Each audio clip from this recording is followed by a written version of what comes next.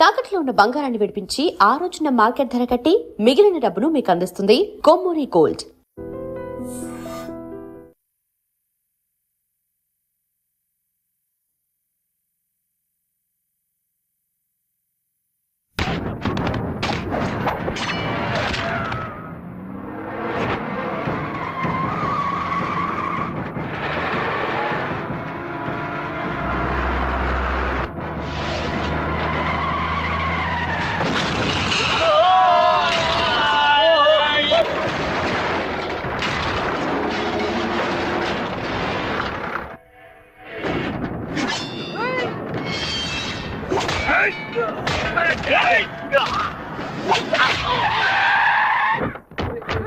అయ్యో గుద్దేసి ఆకుండా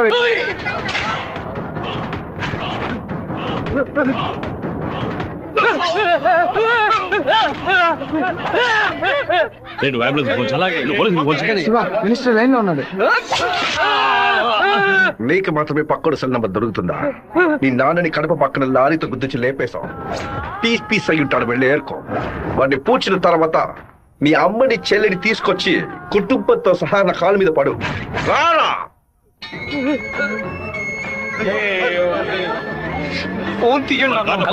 చూడండి, తీసుకురండి.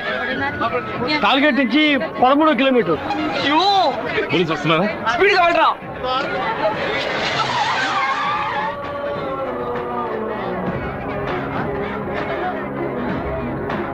కొంచెం అటువైపు పట్టండి. నార్త్ ఇండియా నుంచి యాత్రకు వచ్చినట్టున్నారు. లారీ వాడు గుద్దేసిపోయాడు. డ్రైవర్ మందు కొట్టేసి తోలుతున్నట్టున్నాడు. ఆపకుండా పోతూనే ఉన్నాడు. తెలియ గుద్దలేదు నాన్న, తెలిసే గుద్దారు.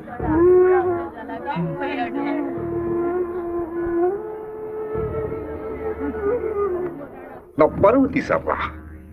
అమ్మని చెల్లిని తీసుకొచ్చి నా కాళ్ళ మీద పడును ఛాలెంజ్ చేశాను. ఇప్పుడు నా పిల్లాన్ని తెమ్మని చెప్తాడు వాడు. అది కాదన్నా, మెరూన్ కలర్ కాలేజ్ అన్నారు. నల్లని అమ్మాయిని చూసి వాళ్ళ పెళ్ళామని దూకేస్తారా? ఒరే, ఫోన్ చేసిన అమ్మాయి వాడి శత్రువా లేదా మనని కన్ఫ్యూజ్ చేయడానికి వాడు చేసిన ఏర్పాట.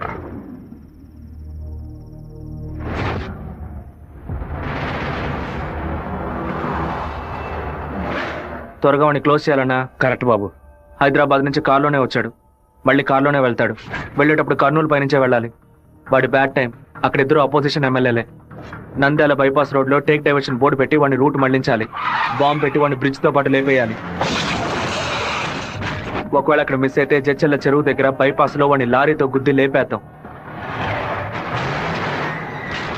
ఐడియా బాగుంది బాబు. ఒకవేళ వాడు ఫ్లైట్ లో వెళ్తే వెళ్లే రూట్ లో బాక్రాపేట నందులూరికి మధ్య ఉన్న సింగు రోడ్డు చెరువు పక్కన ఉన్న మామిడి తోట దగ్గరగా బండి వెళ్తున్నప్పుడు మధ్య రూట్ లో తాడి చెట్టు నరికి పడేస్తాం. వాడు భయంతో తోపులోకి పారిపోయే సమయంలో వాడిని నరికేసి అక్కడే పాతేస్తాం. ఒకవేళ వాడు ట్రైన్ లో వెళ్తే నేను ఒక్కడనే చాలు. నువ్వు ఒక్కడివేనా?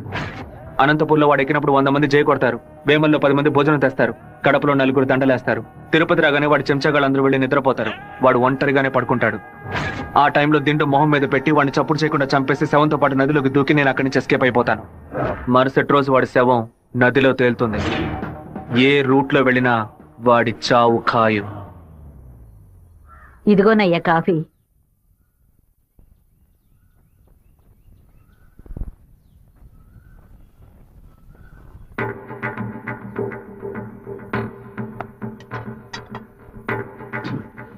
సుబ్బారావు, సుబ్బారావు, ఏమైందయ్యా? నేను 2 ముక్కలు తాగాను. పడకు. సుందరం బండి తీరా. అమ్మగారు ఎవరికి చెప్పకండి. ఇంట్లో వాళ్ళని ఏది తినొద్దు చెప్పు, అర్థమైందా? గుండె గబగబా కొట్టుకుంటుంది. ఈ కాఫీ డాక్టర్కి ఇచ్చి ఇందులో ఏం కలిపారో కనుక్కోమని చెప్పు. డాక్టర్, మా అయ్యగారిని ఎలాగైనా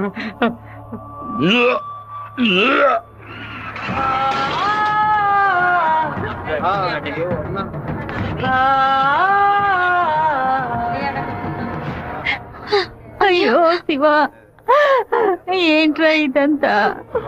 అయ్యో శివ, నాకేం కాదులే. మన ఇంట్లో జరిగిన విషయం బయట ఎవరికి తెలియకూడదు.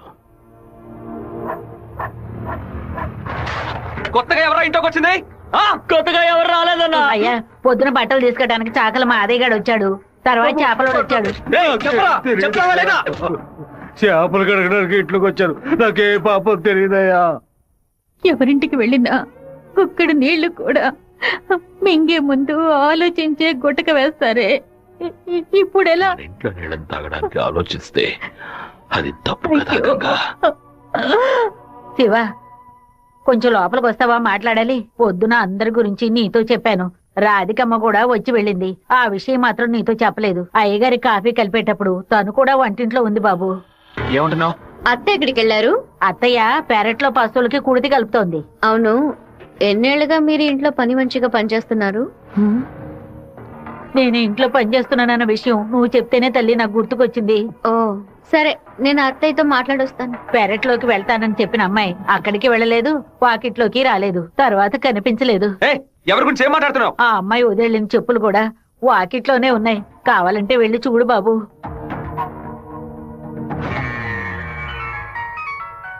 బాబు, చిన్న విషయం.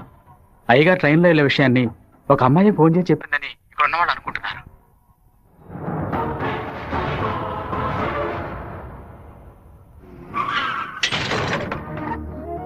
ఏంటిది? వేసుకుని వచ్చిన చెప్పుల్ని మర్చిపోయి వెళ్ళేంత తొందర ఏంటి నీకు? నువ్వు మా ఇంటి వంటింట్లోకి వచ్చింది పాపం ఆ ముసలిదాని మనసుని బాధ పెట్టడానికా, లేక మా నాన్న తాగే కాఫీలో విషయం కలపడానికా? చెప్పవే! నేను చెప్తాను. మీ నాన్నని చంపడానికేరా అది మీ ఇంట్లో అడుగు పెట్టింది. దాన్ని నేనే పంపించాను. ఆవిడ చెప్పేది అబద్ధమే కదా? నీ అబ్బకి విషం పెట్టినందుకే నీకింత కోపం వస్తే మీ నాన్న నా కొడుకుని నడి రోడ్డు మీద నరికి చంపాడే.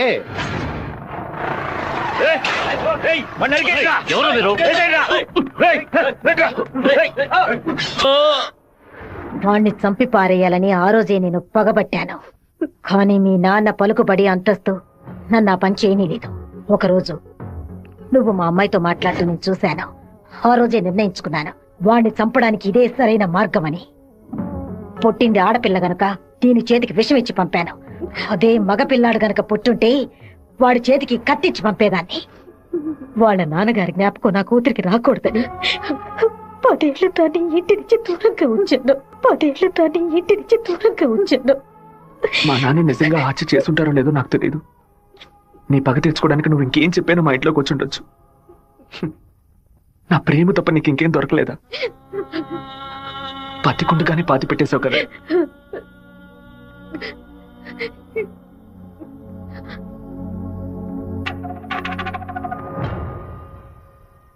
మీరు మాట్లాడుకున్నదంతా నేను వింటూనే ఉన్నాను. నీ భర్త చావుకి నేను కారణం కాదమ్మా. నీ భర్త ఆశపడే ఎలక్షన్లో నించోలేదమ్మా. మన జాతి ఓట్లని విడదీయాలని రూలింగ్ పార్టీ వాళ్ళ దగ్గర 10 లక్షల రూపాయలు లంచగా తీసుకున్నావే, నీకు సిగ్గులేదు? నేను డబ్బు తీసుకున్నట్టు మిగతా ఇంకా నిజాన్ని కప్పిపుచ్చాలని చూడకు. మర్యాదగా నామినేషన్ వాపస్ తీసుకో, లేదా నీ మొండెమే మిగులుతుంది. నువ్వు మాణిక్యాన్ని లేపాయి. ఏమన్నా అన్నా? అప్పుడే ఆ నింద వీరభద్రం మీద పడుతుంది. ఓట్లు రూటు మారతాయి. నేను ఈ హత్యని చెయ్యలేదని ఈ ఊరే నమ్ముతోంది.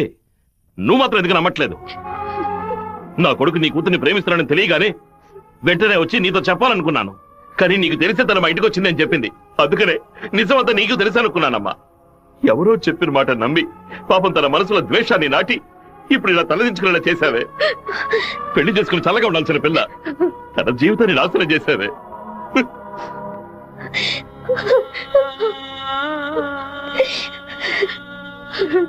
నువ్వు నాకు మాత్రమే ద్రోహం చేయలేదే, మా అమ్మ, నాన్న, చెల్లెలు అందరూ నీ మీద పెంచుకున్న ప్రేమకు ద్రోహం చేశావు.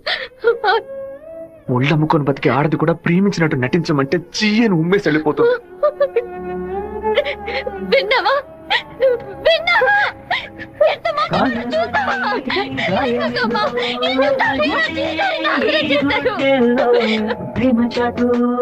జీవితమా ఎగిసే ఆవేదనలు ప్రేమించిన నా గుండెలకి ఇదివో బహుమానం.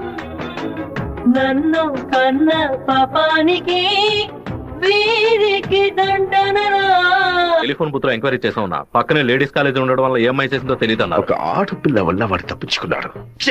అసెంబ్లీలో అపోజిషన్ వాడు కావాలనే ఈ విషయం అడుగు మరి కలుగుతున్నారు. ఇంతకు మించి మనం ఓర్పుగా ఉంటే వాడు ఖచ్చితంగా గెలిచేస్తాడు. బెజవాడి నుంచి 50 మందిని రప్పించండి.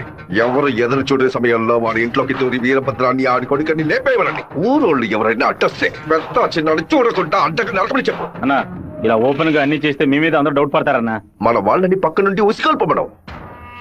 రాత్రి సరిగా 10:30కి ఈబీ వాళ్ళతో చెప్పి పులివెందుల్లో కరెంట్ కట్ చేయమనం. ఆ టైంలో ఎవరు ఫోన్ చేసినా చుట్టుపక్కల ఏ పోలీస్ స్టేషన్ లో ఫోన్ తీయకూడదు. ఆ కొత్త డ్రైవర్కి చెమట్లు పట్టాయంట్రా. వీరభద్ర మీద ప్రేమతోనా? వాడు ఏ ఊరోడో ఎవడు ఇక్కడ పంపించాడో పంపిన వారికి వీరభద్రుడికి సంబంధం ఏంటో ఎంక్వైరీ చేయి.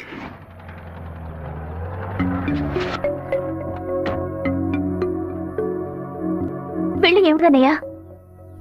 వద్దమ్మా. ఎప్పుడు నాన్న గురించి మాట్లాడుతుంటావుగా, నాన్న ఇలాగే ప్రవర్తిస్తారా? శత్రువైనా మర్యాద ఇచ్చి మాట్లాడతారు కదా, వెళ్ళనయ్యా.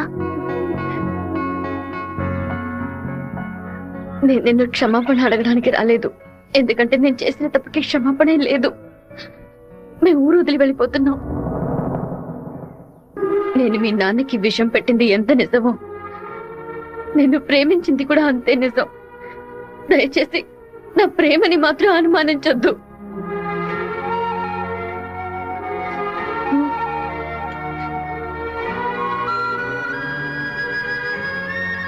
బావా నీతో మాట్లాడాలరా. ఏదో అమ్మ మాట విని తెలియక తప్పు చేసిందిరా, క్షమించేవాడేరా మనిషి. నువ్వేంట్రా? మా ఇల్లు నాకు గుడి లాంటిదిరా. మా అమ్మ నాన్న దేవుళ్ళురా. ఆయన్ని చంపాలని ప్రయత్నించిన అమ్మాయిని ఎలా క్షమించమంటావు? నాకు అర్థమైందిరా. నీ దగ్గరికి మొదటిసారి అమ్మాయి వచ్చినప్పుడు నిన్ను ప్రేమిస్తున్నాననే అమ్మాయి చెప్పింది, పెళ్లి చేసుకుంటాననే కదా చెప్పింది. హత్య చేయడానికి వచ్చిన వాళ్ళు అలా అంటారా? నీ మనసులో అమ్మాయి లేదని నాకు ప్రమాణం చేసి చెప్పు. ఉందిరా, తను నా మనసులోనే ఉంది. కానీ ఇప్పుడు వచ్చి వెళ్ళింది నేను ప్రేమించిన రాధిక కాదు. బాబు శివ, నేను ఒకటి చెప్తే నువ్వు వింటావా? వెళ్ళి అమ్మాయిని తీసుకురా. నా తల నరుకుతానన్న వాడి తలని నరికి తీరుతానన్న పట్టుదలతో ఉన్నావు కదా. వాళ్ళ నాన్న చంపిన వాడి మీద అమ్మాయి కోపం ఉండదా? ఈ సీమలో పుట్టినటువంటి ప్రతి అమ్మాయికి ఆ పౌరుషం రోషం ఉండడం సహజమే. మిత్రుడితో స్నేహం చేయాలి, వీరుడితో తలపడాలి, శత్రువుతో పోరాడాలి, కానీ ద్రోహికి మాత్రం ద్రోహం చేయకూడదు. ఆ రోజు కోడిని కోయిపోతున్నామని తెలిసి తట్టుకోలేక తలడిల్లిపోయిందే, అదే తన నిజమైన గుణం. నాకు కూడా ముందా పిల్ల మీద కోపం వచ్చింది, కానీ ఓ కుటుంబం పుట్టిన గడ్డ వదిలి వెళ్తోందంటే అది సగం ప్రాణంతోనే వెళ్తుంది. మిగిలిన ప్రాణం మనం తీసామనే పాపం వద్దు నాన్న. వెళ్ళి అమ్మాయిని తీసుకురారా. నా ప్రేమే దొరికిందా నీకు? ప్రేమించినట్టు నటించమంటే చీయను మొహం మీద ఉమ్మేస్తుంది.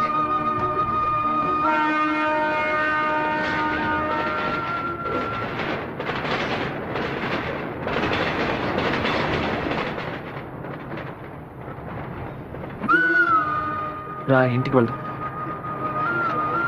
నాన్న తీసుకురమ్మన్నారు, రా ఇంటికి వెళ్దాం. నేను రాను. ఏంటి ఎప్పుడు చూసినా తప్పు నేను తీసుకున్నా. ఇందుకే నన్ను ఇలా చంపుతున్నావు. నువ్వు లేకుండా నేను బతకలేనే.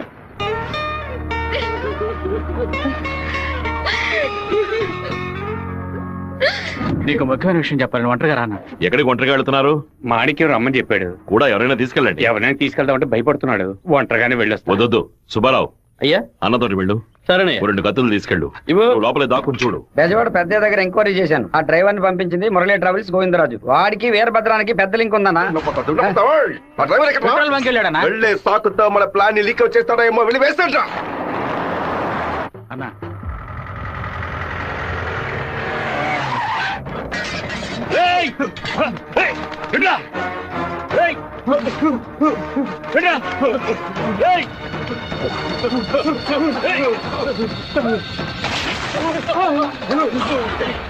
జీతం తీసుకునేది మాయి గారి దగ్గర, పనిచేసేది వీరభద్రానిక.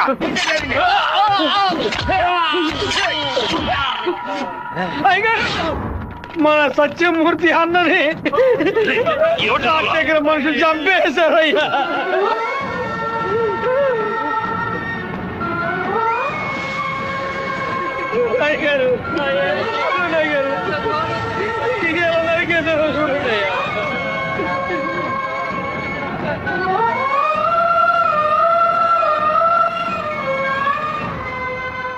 నేను దిగి ఇద్దరిని నరికేసి ఉండేవాడినయ్యా. కానీ ఒకవేళ నాకు ఏదైనా జరిగితే ఆ కబురు మీకు అందకుండా పోతుందని నోరు మోసుకుని ఉండిపోయినయ్యా. కరెంటు కట్ చేస్తారట, ఫోన్ చేస్తే పోలీసులు రారట. పదవిలో ఉన్నావన్న పొగరు. సరే, అందరూ ఇళ్లకు వెళ్ళండి. మీ పెళ్ళాం పిల్లల్ని జాగ్రత్తగా చూసుకుని ఇంట్లోనే ఉండండి. మమ్మల్ని అందరినీ ఇంటికి వెళ్ళి జాగ్రత్తగా ఉండమని చెప్పి మీరు ఒక్కరే వాడితో పోరాడతారా? మిమ్మల్ని ఇక్కడ ఒంటరిగా వదిలేసి మేము మా పిల్లలు నీళ్లు మా అందరి కోసం మీరు ఎంత కష్టపడారో తెలుసాయి గారు. ఈ రోజు మీకు సమస్య వస్తే మేము ఎలా ఊరుకుంటాం అనుకున్నారు? మేమేం చేతగాని వాళ్ళం కాదు. ఒకడు మీ ఇంట్లోకి దూరి మీ మీద చెయ్యేశాడంటే అదంతా మేము చచ్చాకే జరుగుతుందయ్యా. శివ, సచిమూర్తి అన్నింటికి పోలీసులు ఎంక్వైరీకి వచ్చారంట. ఎంతమంది వచ్చినా సరే ఒక్కళ్ళు కూడా వదిలిపెట్టాం. నరికి